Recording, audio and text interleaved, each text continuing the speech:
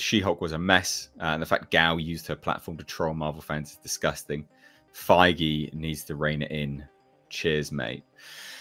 Well, I guess just as a quick aside before we move on to the Rings of Power a little bit more, what do you guys hear about Gao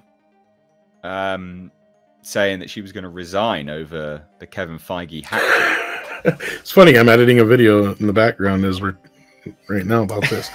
Well, I thought take it away then. You hilarious. Take it away.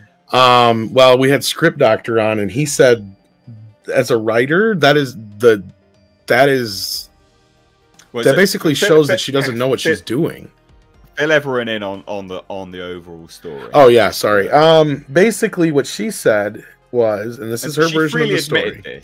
Yeah, she freely, and this is where Script was just beside himself, I'm sure, as a writer, going, I can't believe she admitted this. Dumbfounded. The story goes that she wanted to. They were doing this whole thing in the last episode where She-Hulk breaks out of the show and goes and tries to talk to the writers and ask them why they're pushing this nonsense in the show. And so she goes in to the writers, and the writers are like, well, it's all up to Kevin. And Kevin turns out to be this robot that basically runs the Marvel Universe as a ha-ha in-joke to Kevin Feige. Well, to make it a little bit more of a joke, or to add a little fun to the whole shebang, so people who know Kevin Feige would get it, she wanted to add a big baseball cap to it, because Kevin Feige, who has a very large receding hairline, is always seen wearing baseball caps. And he's well known for loving his fitted baseball caps. So she thought that'd be a cute little addition to this robot Kevin. Kevin didn't get the joke. He didn't see a reason why a robot would have a baseball cap. And I guess they argued to the point where she felt that so passionate that she would walk, even though it's conveniently on the writing of the last episode, she was going to walk if she didn't get her fucking way. And Kevin, actually, in the one time that he probably had a moment of clarity, said, well, we're so proud of the work you've done for us, but we're so sorry to see you go. And at that point, she realized that he called her bluff. And I guess for the next 20 minutes, a bunch of hubbub around the whole deal happened, according to her. And somebody in the visual department, a guy who said she admits has mediated before, yes. Even though this is supposedly the only time Kevin said no, I don't buy that part of it. But I do believe that most of this story went down now, especially after talking about it more recently with Script Doctor and stuff in the video we're doing now, and some of the things that I've recently discovered about Gao. But anyway, just in general, so like after a bit, the guy came to the conclusion, why don't we just make it part of the design, and then that way it doesn't. And then they explained that to Kevin, and he's like, oh yeah, well that makes sense then. He's like, yeah, it'll look like a hat, but it's not really a hat. And Script Doctor's point is, she should have come up with that idea. In fact, that should have been the default if he wouldn't let her just have the actual baseball cap, right? Like, she clearly wanted the baseball cap as the visual joke. Okay, well, if you can't have an actual baseball cap, the next thing you do is, well, you work it into the design. He's like, that's your next default. He's like, sometimes a writer's room is basically a negotiation, right? And it's about, and the good writer's room, you do have other writers who challenge you.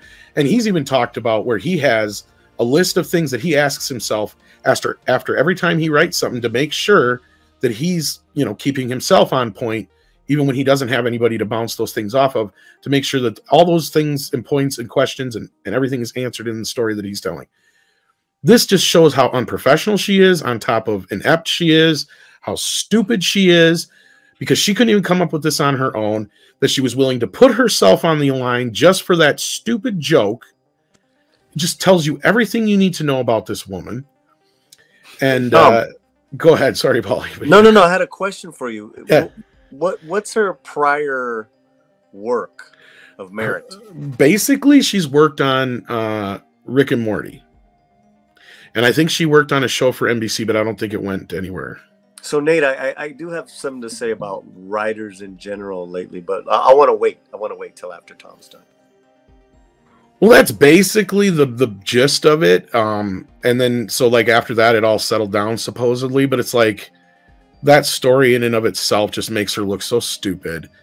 And she's probably telling it in a way to where it makes she looks like, oh, ha, ha, I got one over on Kevin Feige, when it's really like, no, you needed a man to help you fix your problem you should have been able to fix on your own.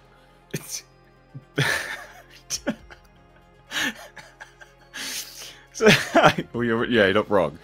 But it also makes her look really mean and mean-spirited. Exactly, to add into Kevin the toxic Feige, fan thing, yeah. Kevin Feige is very sensitive about his receding hairline. That's why he wears that. Clearly. So, what a mean-spirited joke. You know? Yeah, you I mean, he was on board with the whole Kevin bot and everything. Like, why take it that much farther? If Kevin says, no, I think that's just a little too... Like, you respect that. I agree with you. Yeah. Right? Like... Just such a mean-spirited joke, like nasty. That's yeah, and the narcissism of the woman to be like, well, I'm just gonna quit then. See ya. It's like, all right then, bye. Well, how much is it really like she putting on the line there? Like I said, it's the last damn episode. Well, I guess she's thinking, oh, this will look real bad for Marvel, you know, the lead writer leaving on the last episode or some crap like that, even though they'd have things in place. Even if they hadn't shot anything yet, my point is it's like most of the work's already been done.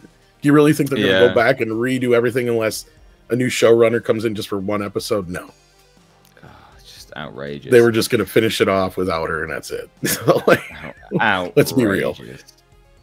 Outrageous. So, yeah, like, to go back to Jerry A's super chat here, Feige, I guess he tried to rein it in, but it sort of failed because some mediator came in and sort of mediated it all. Yeah, I guess they actually butted heads over the bathroom scene early on, but according to her, this was the only time like, that's the thing, is her stories never add up.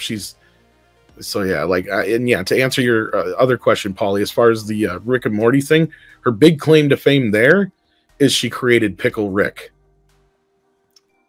Oh. Yeah. Is that it? Yeah, I think this, you guys hit it on the nail as far as this like complete narcissism of this generation of I say loosely, guys, creators in Marvel and G4 and even these other shows that get abruptly canceled is their behavior on social media after the fact. It's not. This is not just a one-off, right? And I shared with Tom yesterday this one writer, and it's like this thing where it's like, let's behave as badly as we can and do crap work and have no work ethic or standards, on how to work. I mean, whatever we have, as far as our opinions on Kevin Feige, that's your boss. That's your boss. Yeah. Okay. Yeah. Fundamentally, right. He's the man. And if it was whatever. What I'm saying is that, who are you? That's Kevin Feige. Who are you? Give us a hit show. Then you can show off your character a little bit. Maybe.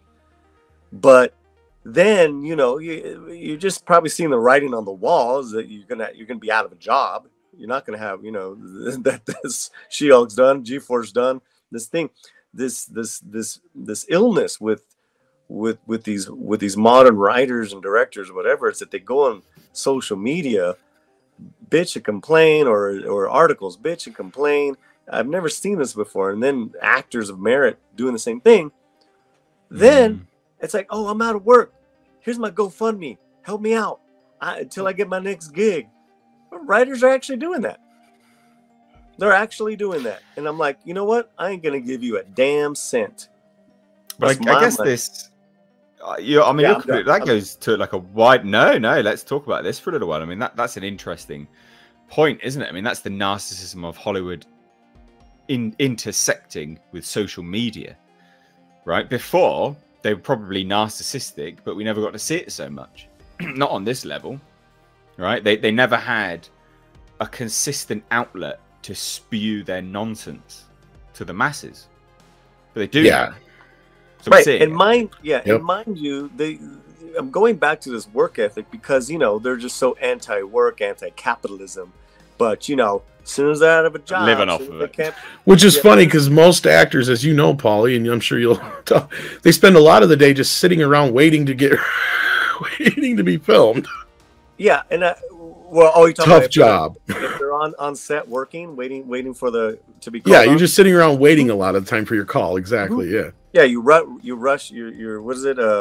Rushing. Hurry up and wait. Hurry up and That's- wait. Thank you. You know, Romy, my other half, who's an actor in the business, she calls it mitigating the downtime.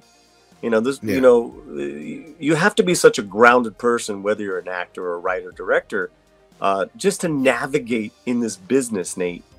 It's to survive and not be a not buy into the narcissism like we talked about with Simon Pegg, Mr. Kraken himself taking himself so seriously in that stupid selfie video.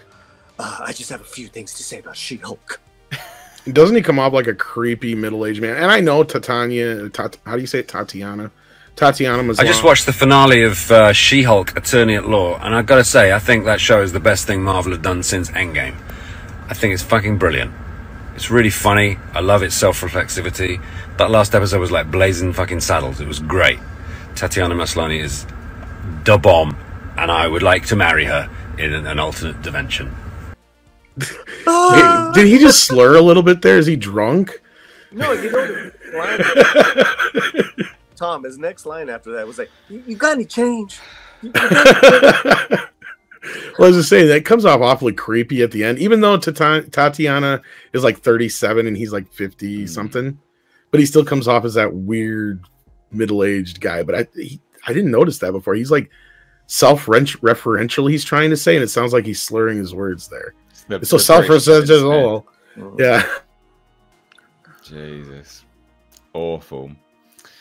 Awful. But yeah, no, you're the narcissism in Hollywood. Yeah, I guess it just comes out now via social media. Yeah, and as long as you don't, insult the fans, well, that's what it is, isn't it? It's almost like that's what the narcissism comes out as like a love of themselves, obviously, but then as a hatred towards everyone else. It's the oddest thing. It's like you and your agents chose a bad script. So you hate everyone that made you. What? No, we're rightfully criticizing your choices. You should want that so you can pick better to appease the people that made you what you are, right? And obviously it doesn't have to be like that all the time. Like, I get it, but then you don't have to sit there and lash out either. Again, that's that narcissism showing. Well, what I was gonna say is that then we're surprised when they actually do the opposite action, where they actually verbally praise the fans. It's about the fans, oh yeah, oh my God, you're right. we forgot that we're important. Just because we're just so used to these creators just crapping on fans for being passionate. I take the word toxic, and it's like, it's passion, guys. It's passion. It's a passion response we have. But again, we're not talking about, are we talking about the work? Is anyone talking about the actual work? No.